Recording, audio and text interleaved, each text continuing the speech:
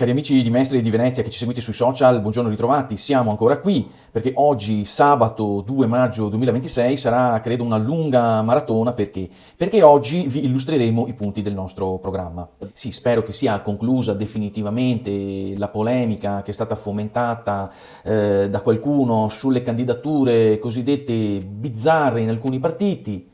Io vi ho già espresso quella che è la posizione nostra di Prima il Veneto, che è in poche parole la seguente: chiedete a quei partiti che hanno fatto quelle scelte di motivarle di fronte alla popolazione. Cioè, voglio dire, un partito può mettere chi che vuol nelle liste, chiedete a loro le motivazioni e possiamo solo invitarvi a controllare il nostro programma, di cui parleremo adesso fra poco assieme, e poi andare a vedere la nostra lista di candidati. Vedrete che è una lista identitaria, rappresentativa del cuore del nostro territorio.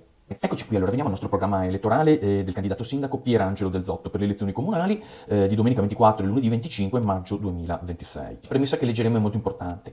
Venezia è una città straordinaria che rischia di diventare un museo a cielo aperto. Il centro storico si svuota di residenti e si riempie di turisti e investitori internazionali. La terraferma, dove vive in realtà la maggior parte dei cittadini veneziani, attende da decenni investimenti, servizi e dignità istituzionale.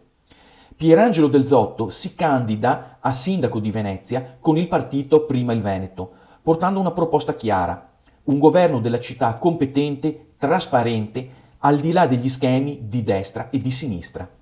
Un sindaco che conosce i bilanci pubblici dall'interno, che viene dal territorio e che mette i veneziani, tutti indistintamente dalla laguna alla terraferma, al centro di ogni scelta. Questo programma è strutturato in 6 aree tematiche nell'ordine di priorità che riteniamo più urgente per Venezia oggi. Punto 1. Bilancio e gestione pubblica. Punto 2. Terraferma e quartieri.